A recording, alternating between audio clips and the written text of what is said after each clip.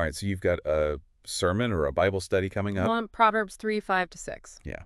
And you're looking for something, A little more unconventional. yeah, you want something to really engage your audience. Something beyond that typical trust in the Lord message. You really want to dig deeper. Exactly. You're looking for fresh perspectives or maybe some, really compelling sermon illustrations. Something that'll really stick with people. That's where this deep dive comes in. Exactly. You shared with us a fascinating collection of sermons. On this very verse. And trust me, some of these pastors took some seriously creative approaches. One that immediately caught my eye Okay. was the sermon called Embracing Death, Finding Beauty in Trials Through Faith.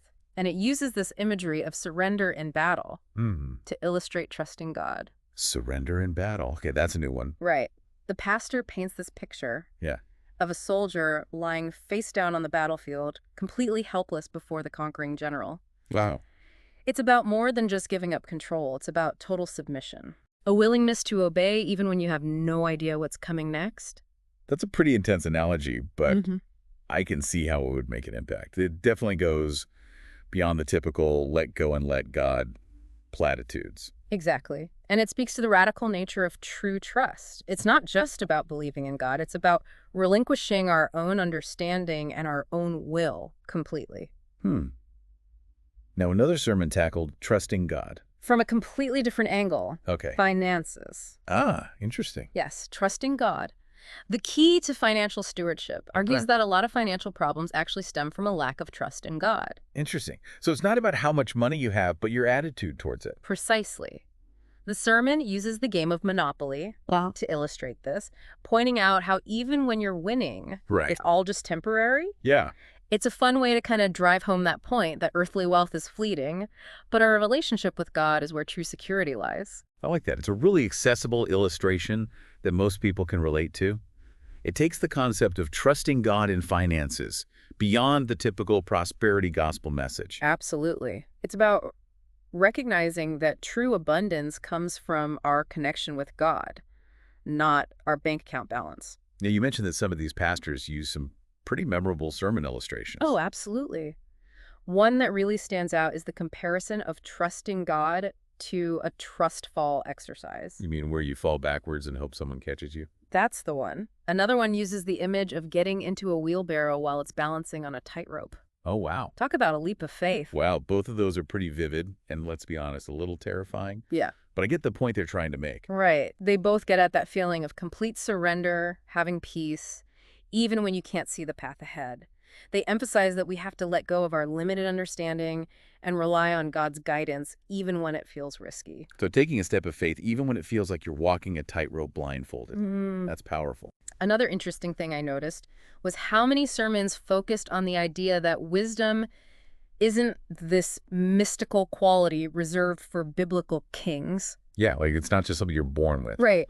Building meaningful relationships through divine wisdom goes into the Hebrew word for wisdom and argues that it actually implies a skill that can be developed and honed. So it's less about being inherently wise and more about actively seeking wisdom through God's word and applying it to our lives. Exactly. It's an empowering message, especially for people who might feel like they don't have that wisdom gene. Right. You know? It makes wisdom much more accessible and attainable. Absolutely. It turns it from a passive trait into an active pursuit. Now, I've always loved the analogy of God's guidance being like a GPS system, and I see that popped up in a few of these sermons. Yes. In embracing wisdom, trust, grace, and humility in life, the pastor uses that very analogy. Okay. Even when we make wrong turns, God reroutes us, guiding us back to the right path. It's comforting to think that our mistakes don't necessarily derail God's plan for our lives. Exactly. It highlights the importance of staying connected to God, like keeping your GPS updated, so we can constantly receive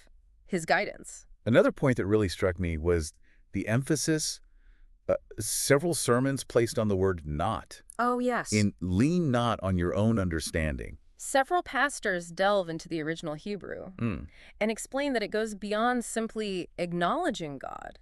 It suggests a complete rejection of self-reliance, a conscious choice to put zero confidence in our own limited understanding. It's like we have to actively choose to trust God over our own often flawed perspective. Exactly. And it's a choice we have to make over and over again in every situation we face. Speaking of perspective, I noticed that some of these sermons went deep into the historical context of Proverbs. Yes, it's crucial to understand that cultural background to fully grasp the meaning. Right. One sermon, for example, sheds light on how degrading it was for the prodigal son to be feeding pigs, adding another layer of meaning to his decision to return home. And another one talked about the significance of raising hands in prayer as a sign of surrender and dependence on God. Yes.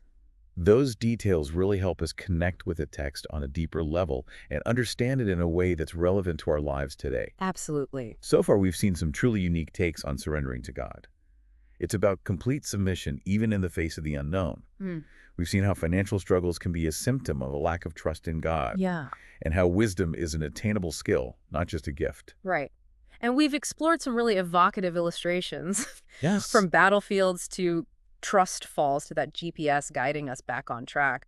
Plus, we've started to uncover the richness of the historical context. Yes. Which adds depth and nuance to our understanding of Proverbs 3:5-6. But that's just the tip of the iceberg. We've got even more fascinating insights to explore. You won't want to miss what these sermons have to say about aligning our hearts with God's will. Stay with us as we continue to dive deep into the wisdom of Proverbs 3:5-6. You know, one theme that really resonated with me was this tension between human understanding and divine wisdom. Yeah. It's something that several of these sermons really grappled with in unique ways. It's like that age-old struggle. How can we, with our finite minds, ever truly grasp the infinite wisdom of God? Exactly. And trusting God amidst unmet expectations and offense really dives into this by examining the Hebrew meaning of lean not. It suggests we need to go beyond simply acknowledging God's existence to actively reject the idea that we can figure things out on our own. It reminds me of a point made in Navigating Life's Challenges with God's Wisdom. The pastor drew a distinction between believing in Jesus and actually trusting him. He argued that many Christians believe in Jesus but struggle to relinquish control and fully rely on him. That's a powerful distinction. It's one thing to say we have faith, but it's another thing to truly surrender our understanding and lean into God's wisdom, especially when it doesn't make sense to us. So it's not just about intellectual assent. It's about that gut-level trust that allows us to let go. But these sermons didn't just present the problem, they also offered some solutions. Right. Several sermons offer practical advice on how to cultivate that deeper level of trust. One suggested being intentional about aligning our will with God's will. Kind of like tuning our hearts to his frequency. I like that analogy. Yeah. It's like trying to tune a radio. If you're not on the right station, all you get is static. Precisely. Another sermon encouraged actively surrendering our anxieties and worries to God. Okay. Almost like giving him a to-do list we Yeah. can't handle on our own. Okay. That makes sense in theory, but how do you actually do that? It's easy to say surrender your worries, but letting go can be so hard. One pastor offered a really practical tip. Start small. Instead of trying to surrender everything at once, focus on one specific area where you're struggling to trust God. So maybe it's a financial worry, a relationship issue, or a health concern? Exactly. Bring that specific issue to God in prayer and ask for help releasing your grip on it, trusting him to work it out. That's helpful. It reminds us that trust is a journey, not a destination. We keep learning to trust more deeply as we walk with God. Absolutely. And these sermons offer a roadmap for that journey with practical tips, insightful interpretations, and inspiring stories. One thing I appreciated was how they wove together biblical insight with real-life examples. Yeah, it makes these concepts so much more relatable and memorable. Like in prioritizing life through divine guidance and wisdom, the pastor used the example of Coach Jim Harbaugh. Oh, yeah. The football coach. He's been very open about his faith and how he relies on God for decision-making, even in that high-pressure environment. It's a powerful example that trusting God isn't just for pastors and theologians. It's for everyone, regardless of their profession or background. And trusting God. Our refuge, source, and sovereign king used the Old Testament concept of cities of refuge to illustrate God as our protector and provider. I love how they connected those ancient laws and customs to our modern understanding of God's character. And then there was that sermon that used a Nerf gun battle to illustrate surrender. Oh yes, living with open hands. Trust, surrender, and generosity. Wow. The pastor talked about how his kids would ambush him with Nerf guns, demanding he surrender. He'd raise his hands, but they'd still shoot them anyway. Kids, right? Yeah. But I can see where he's going with this. He used that experience to make the point that surrendering to God doesn't mean we'll avoid all pain or hardship. Right. It's about choosing to trust him even when we don't understand what's happening. It's a good reminder that trusting God doesn't equal an easy life, Yeah. but it does mean we have his presence and guidance through it all. Speaking of guidance, another recurring theme was the importance of aligning our hearts with God's heart. Right. It's about wanting what God wants more than we want things for ourselves. One sermon even suggested that asking for wisdom is essentially asking for God himself, because wisdom is an embodiment of his presence and guidance. That's a beautiful way to put it. It's not just about getting the right answers. It's about knowing the one who holds all the answers. And that kind of heart alignment requires humility and teachability. Yeah. We have to be willing to let go of our own ideas and embrace God's perspective. You know, it's really striking how much thought and prayer these pastors have poured into their sermons. I'm impressed by the depth of their research and the creative ways they've brought these concepts to life. Me too.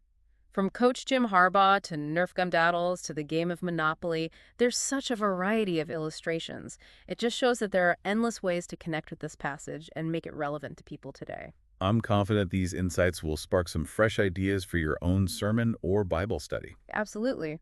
Whether you're looking for a new perspective on surrender, a compelling illustration of trust, or a deeper understanding of the historical context, these sermons offer a wealth of resources to draw from. And we're not done yet. There's one more crucial aspect of Proverbs 3:5-6 that we'll unpack in part 3. Stay tuned as we explore the vital connection between trust and obedience.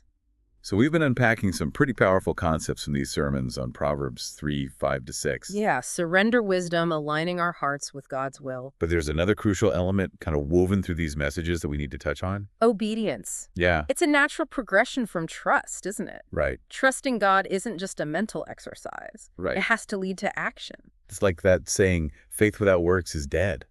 You can't truly trust God if you're not willing to obey him. Exactly. Many of these sermons emphasize that authentic trust manifests in our obedience to God's commands.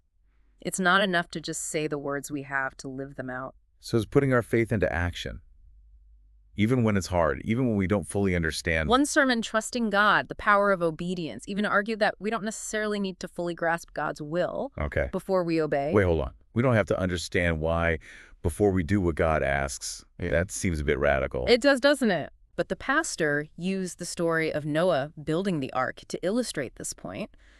Noah didn't fully understand why God wanted him to build this giant boat in the middle of nowhere. Right. But he obeyed anyway. Okay, that's a good example. Yeah. Sometimes we just have to trust God's instructions even when they seem illogical or inconvenient. And that kind of radical obedience, that willingness to act, even without full understanding, requires a deep level of trust.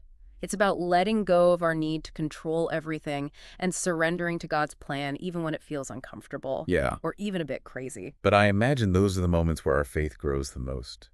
It's when we step out in obedience, even when we're unsure, that we often experience God's faithfulness in the most profound ways. Absolutely. It's like all those incredible stories of people taking leaps of faith and ending up in places they could never have imagined, all because they chose to obey.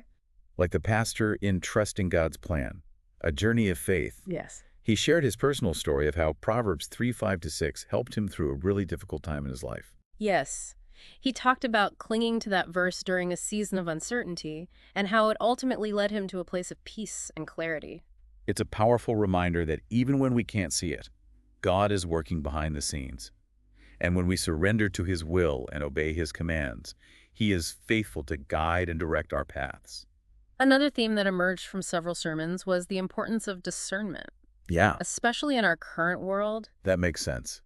With so much information and so many voices vying for our attention, it's more important than ever to be able to distinguish truth from falsehood. Exactly. Navigating deception, seeking truth in a misleading world, address this head on. The pastor talked about the dangers of relying solely on our own understanding, especially when we're surrounded by so much deception and misinformation. He used the example of the Israelites being tricked by the Gibeonites in the book of Joshua because they didn't consult God before making a treaty. It's a powerful reminder that we need to seek God's wisdom and guidance before making decisions, especially when things seem too good to be true. We need to be grounded in God's word and be in constant communication with him through prayer. Because in the end, it's God's Spirit that helps us see clearly and make wise choices that align with his will. So as we wrap up this deep dive, It's clear that Proverbs 3:5-6 is so much more than just a nice-sounding verse. It's a call to action, a challenge to surrender to God's will, actively seek His wisdom, and obey His commands even when they don't make sense to us. And as we've seen from these sermons, it's a verse that's as relevant today as it was thousands of years ago. It offers timeless wisdom and practical guidance for navigating the complexities of life and experiencing the fullness of God's blessings. So as you prepare your sermon or Bible study on Proverbs 3:5-6, remember these key takeaways. Surrender to God's will even when it feels uncomfortable. Seek His wisdom through prayer and study of His word, and trust that His commands are for your good even when you don't understand. And as you share this message with your audience, challenge them to go beyond simply believing in God. Encourage them to take a step of faith, trusting Him with their whole hearts and living in radical obedience to His will. Who knows what incredible adventures await those who dare to fully embrace the truth of Proverbs 3:5-6. We hope this deep dive has equipped you with fresh perspectives and insights to share with your audience, inspiring them to live out this powerful truth.